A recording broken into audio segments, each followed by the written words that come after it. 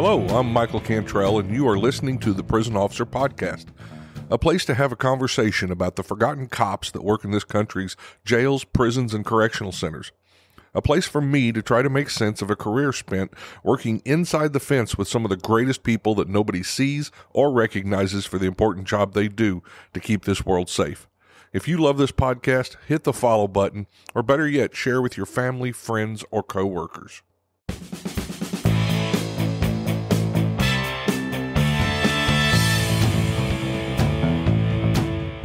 Well, hello, and welcome back to the Prison Officer Podcast. Today, I'm going to talk about duty to intervene and how that affects us in the correctional environment. But before I get to our topic today, I want to give a shout out to one of our sponsors, PepperBall. And, during my 29 years of corrections, I've used PepperBall hundreds of times. Whether it was for chemical dispersion or whether direct impact, I was able to solve a lot of use of force incidents during my time with PepperBall. It's so unique, and it allows you so many options in the way that you can use the organic PAVA irritant. So if you'd like to learn more about PepperBall, go to www.pepperball.com, or you can find the link in today's show notes. And thank you, PepperBall, for being a sponsor of the Prison Officer Podcast. A lot of P's there. Recently, the news has reported a lot of instances of multiple staff getting involved in misconduct in one form or another. I'm not going to throw out anybody's names or any institutions. You can look up on the internet and find it yourself. But recently there were 5 correctional officers on a CERT team who have been charged with murder in the death of an inmate at a male institution. And if you take a look, there's been 3 former correctional officers and 1 current officer arrested recently for allegedly using excessive force on an inmate. And another one is a female institution. And since 2021, there's been at least 8 employees who've been charged with sexually abusing inmates at this institution. So what's causing that? What's causing, and some people are going to say, well, they're picking on people or whatever. But when you've got multiple staff standing there and allowing an excessive use of force or sexual assault, what's going on there? Is this culture? I'm going to say that if you look around these facilities, you're going to see a whole lot of examples of leadership failures. That's where I'm going to put it, both in admin and at the lower levels. I'm not just picking on the wardens or the administrators. You have leadership missing at multiple levels in these institutions. So how does, your facility or worse or agency get so distracted and removed from the job at hand, that you have many, not just one, many staff committing acts that are illegal, immoral, or against policy? I was doing some research on this, and there's an interesting research project that happened in 1963 by Stanley Milgram. He was a psychologist at Yale University, and he carried out one of the most famous studies of obedience in psychology. And you can look all this up. It's on Wiki and all that stuff. I'm just going to go through it real quick and try to, bring it to an understanding of what we're dealing with in corrections. So this is how it was set up. He conducted an experiment focusing on the conflict between obedience to authority and personal conscience. Will a person override their personal conscience, their morals, their beliefs, if an authority figure tells them to? And, this went back to, he was studying this after World War II, the Nuremberg war trials. And many of the defense for a lot of the people at the Nuremberg war trials were, they were just following orders. And we've heard that before. And how far does that go? How far is it okay to just follow orders? And, corrections, we're talking military here. Corrections is still a very militaristic agencies, the way they're set up.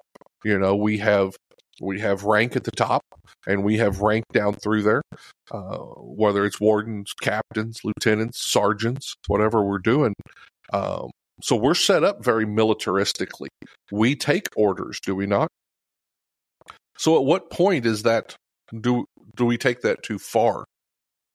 So he set up an experiment here, and the procedure was that the participants would be paired with another person, and then they would draw lots to find out who would be the learner and who would be the teacher. And the draw was fixed. I mean, they didn't know it. The participant didn't know it. But the participant was always going to be picked as the teacher, right? And the learner was one of Milgram's students or whatever, and they would pretend to be a real participant. And they would go over in a room, and Milgram would walk the teacher in there, the participant, and they would hook them up to electrodes and all this stuff that was going to give them a shock. Okay. The electric shock generator, it had rows of switches that was marked all the way from 15 volts to 375 volts. And next to those, it also said slight shock, or it said danger, severe shock, which, 375 or 450 volts, that's a dangerous shock. But the shocks in Milgram's obedience experiments were not real. The learners sitting in there strapped to the machine were actors. They were part of the experiment. They didn't actually receive any shocks, although they would scream out and yell and try to convince the people in the other room that they were in agony or pain. So the teachers, though, the real participants in the study, believed that the shocks were real. And this is crucial for the experiment, because this is what's going to measure the obedience to authority figures, even when it's causing harm to others. So they would get this set up, they would sit down, and they would ask them test questions. And I don't have the test questions. I don't know specifically what it was, if it was math or whatever. But whenever they missed a test question, they had the teacher, which was the participant, hit a button that would give a shock to that person in the other room. The person in the other room, with the first shocks would, of course, go, ow. And then as it got louder, they would go, ow, ow, ow, and at one point, if you went all the way to the top, they would start yelling about having a heart condition, right? And if you do this, it's going to kill me. Well, in the room with the participant is the people who are running the experiment, and they looked at them as an authority figure. That person who was running the experiment, at first they would say, well, just, please continue. Please continue. It's necessary for the experiment that we continue with this. So as the actor missed more questions, they would shock them harder, or thought they were. And the person in the room would say, the experiment requires you to continue. It's absolutely essential that you continue. And then towards the end, when these participants are arguing and saying, are we killing them? This doesn't sound right, because the person in the other room is just screaming, right? And then they'll tell him, you have no choice but to continue. It is imperative that you do your function, that you do what you're supposed to do, what we brought you here to do, and they kind of just go at them. So how many people you think went all the way to the highest shock? How many people put their conscience aside, heard a human being crying out, talking about a heart condition, put their morals aside, put their conscience aside, and followed the instructor's guide? Well, when they got done, 65% of the participants, right, continued to the highest level of 450 volts. The person in the room was able to prod them and keep them thinking that this is something they had to do, and 65% of them went all the way. Isn't that crazy? So what does that show us? How many of the subjects felt they were in a subordinate role? Well, as you read back through it, all of them did. They felt like the instructor was the person in the authority role, and that they were, just this participant who had to follow those instructions. As correctional staff, have you ever been put in a situation where you felt like you had to go along? Have you ever felt like because you're the subordinate, you have to do what's going on? Are there times when you went along because you felt like the actions were within your moral compass, even though they weren't within policy? Maybe the person deserved it. Did you have a little bit of a punishment mentality? This guy's been blowing up all day. He deserves, to have this team go in here. He deserves to be put in the restraint chair. Have you ever had those feelings? Have you ever ran into that? I'm not going to lie. I can't answer these questions for everybody, but I can tell you I've been in that situation. I've made good decisions and I've made bad decisions, absolutely, in my life. I wasn't always right, but I'll also tell you I'm not going to be judged morally by anyone outside of corrections. If you're walking in corrections today and you're working in corrections, then I'll absolutely listen to what you have to say about some of the decisions I've made. But if you have never walked inside a prison with me, there's not much you can say that's going to convince me one way or the other. You've never dealt with what we deal with inside, right or wrong. I'm not saying that everything I did was right, but I'm also not saying I am saying I'm not going to be judged by people who don't understand where I've been. And I'll leave it at that. So now that we've talked about the problem, let's talk about how we're going to make it better. I think the first thing we need to talk about is expectations. As a warden, as a lieutenant, as a senior officer, as the senior pod officer, do your expectations matter? Does it matter that other people know your expectations? Are your expectations enough to get people to listen and to rise up and meet those expectations? I can tell you from 30 years of corrections, and I'm talking whether it's inmates or whether it's staff, my expectations that I put forward, I always saw people try to rise to meet them, even inmates.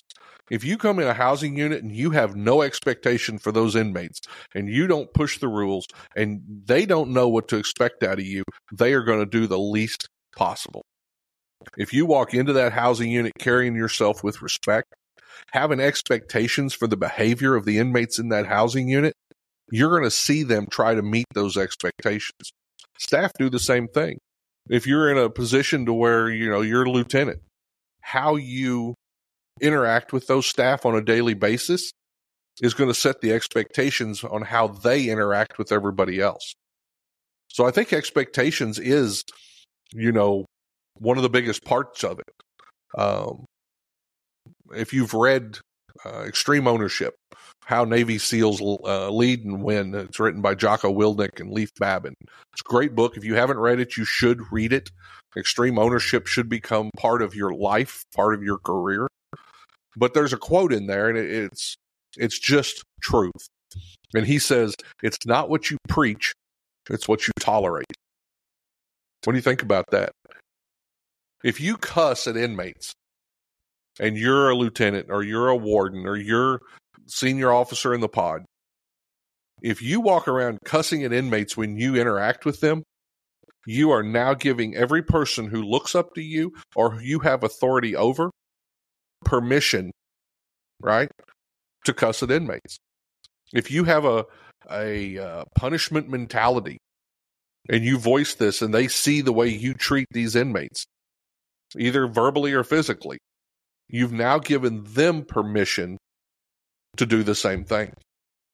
And I'll back up to that one news story. I think there's no way to deny where the 8 staff have been removed for sexual misconduct. One of the first staff removed was the warden. And when they did the interviews and stuff, you saw it in the newspaper. This isn't anything that's hidden. It was discussions in the newspaper. There were inmates and staff who said, we thought this was going on. Well, if the warden's doing it, how do you expect that a lot of the other staff aren't doing it? He has set his expectations that this is okay. You can preach, you can put them through annual training every year and say, hey, we don't do sexual misconduct. But if they see you do it, it's okay for everybody in that institution. Think about that for a minute. Do you set the standard when you walk out? Are your expectations there? Do you live by what you tolerate, or do you live by what you preach? Because everybody else is going to follow that lead. Stay with us. We'll be right back.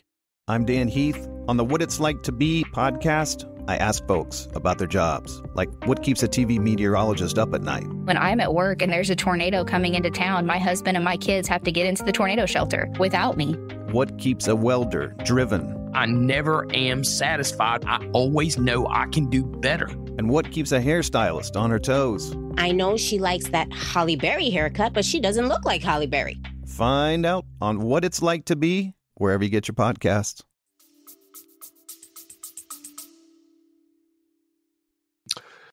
So the next thing I want to talk about is incidents or crisis. And we don't think about this a lot, but all incidents, all crisis, all use of force, all suicides, all fights, everything that we deal with inside there is an emotional crisis of some sort for somebody. Now, that could be the inmate who's going through, he could be mad, he could be sad, he could be angry at an officer, he could be angry at another inmate, he could be having all these feelings. The staff responding are also in an emotional state. We're either a little scared, is another staff member getting hurt? We've got fear of the unknown. What are we running into? We may be mad that we got interrupted from our regular job. But no matter what, we're responding in an emotional state. The inmates that we're dealing with are in an emotional state. So is it natural that things become emotional during these incidents, during these use of forces, during these riots, disturbances, whatever? Of course it is. We are great at running to help our fellow officer. That body alarm goes off, everybody's trucking, everybody's running, you're trying to get there. You've been at the bottom of that pile for 30 seconds, but it feels like 10 minutes. You've been there. You're running to get there to help your buddy. But when it comes to helping them deal with their emotions in those situations, we stand back. It's hands off. Well, I can't get involved in that. Why not? If you see someone getting emotional, it's your duty. The police officers call it duty to intervene. If you look at most large agency policies in law enforcement, they have a section of duty to intervene. And that means it is your duty. If you see something going wrong, you need to step up. You need to stop this. You need to get that person out of there. So why aren't we doing that for each other? We'll respond hard to help them. But when they become emotional and they're not doing what they're supposed to, why don't we step in between them?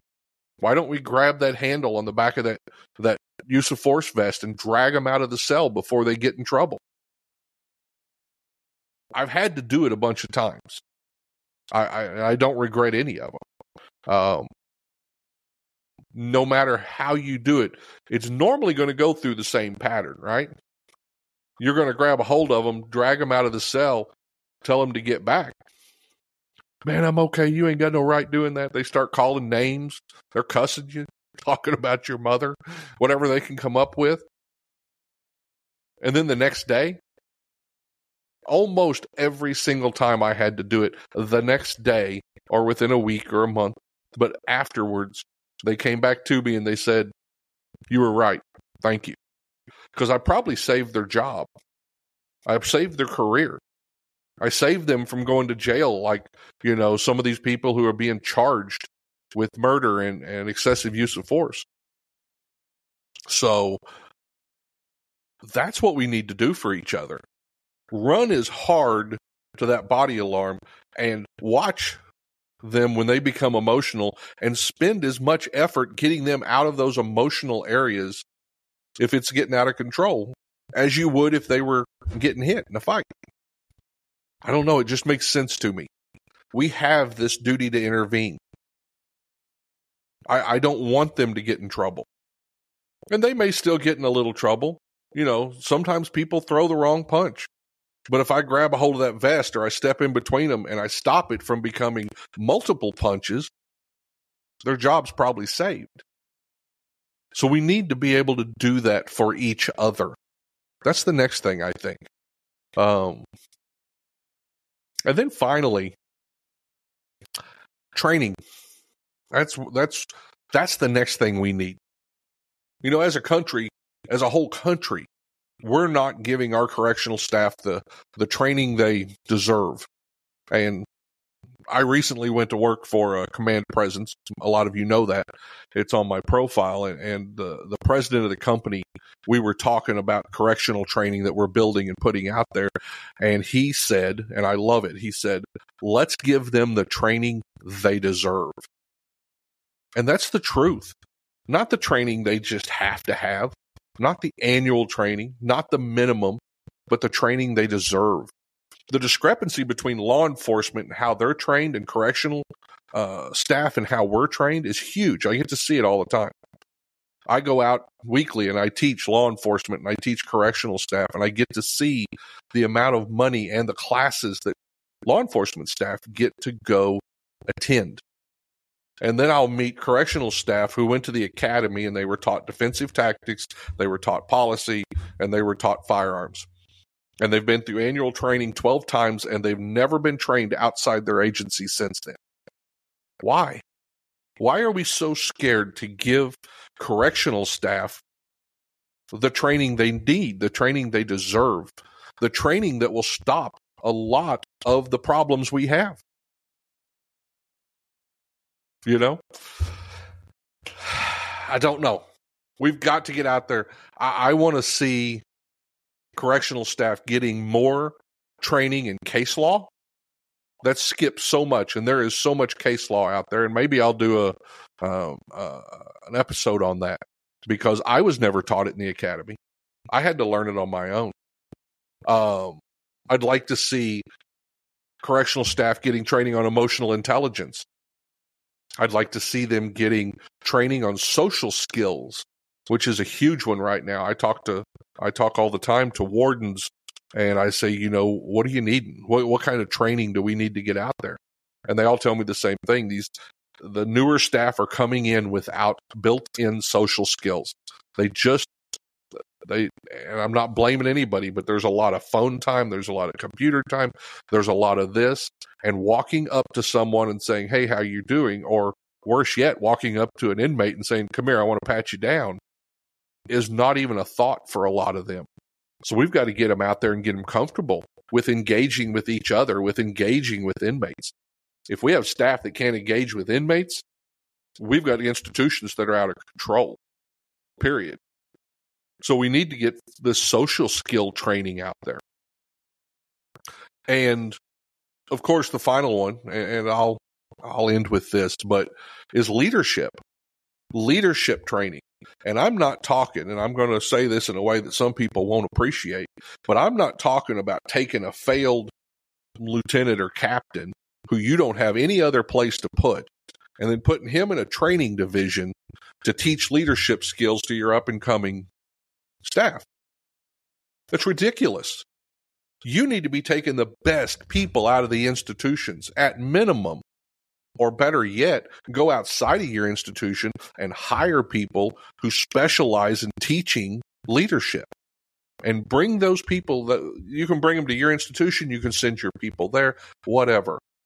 But get your staff leadership training, and that's everyone from the brand new CO who needs leadership training. When you walk in a prison, when you walk in a facility, you're a leader. Like it or not, you're leading inmates, you're leading work crews, you're leading a housing unit. They need leadership training, basic leadership training. And then you need to be investing in your sergeants and lieutenants and captains and teaching them how to supervise. I came up with it knocking my head against the walls because nobody taught me on the way up. Nobody showed me the steps. Nobody talked to me about strategic and tactical leadership. I had to learn this stuff on my own. Why are you not teaching it to your staff? And then finally, we've got administrations who are so worried politically about where their next job's coming, they don't have time to pay attention to the people that they're supposed to be serving. Oh, I did. I said serving, because that's what wardens and administrators are supposed to be doing. If you get promoted because you're making everybody else look good, that's wonderful.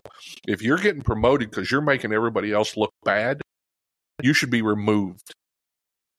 Okay. I said all crises were emotional, didn't I? Well, sometimes my podcast is emotional too. But we have got to get everything from the newest officer to the top brass into leadership training. Leadership is a universal correctional skill. It's not for a few, it's for everyone. So, I hope you learned a little bit about that. I just wanted to cover some of that. And I'm going to go back to one thing. And I want you to, whoever you are, wherever you are, I want you to put as much thought and care into watching the backs of your staff who become emotional in our institutions as you would run to a body alarm. It's just as important, right? Okay, thank you. Before we go, I'd like to take a minute to thank one of our sponsors.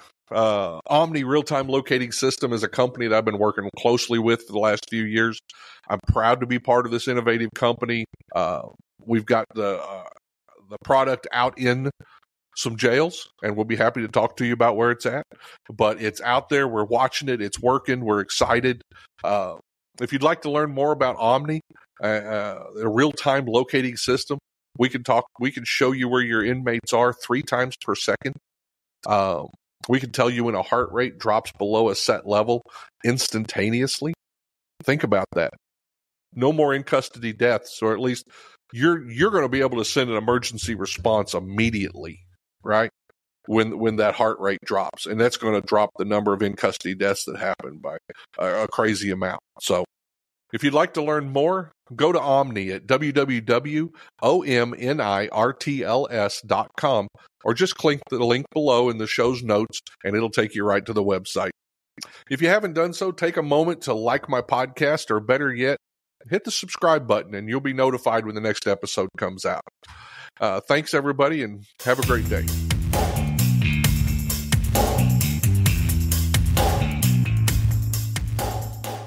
If you enjoy these podcasts, the best way to support the Prisoner Officer Podcast is to share these episodes with your friends or family on social media. Let me invite you to visit www.theprisonofficer.com. If you haven't already, check out the Prison Officer Podcast on Facebook and click that little follow button. Or leave us a message, or better yet, leave us a review. And if you're listening to us on Apple Podcast, Google, or Spotify, please click the subscribe button. Till next time, I'm Mike Cantrell. Watch your back, and please take care of each other out there behind those walls.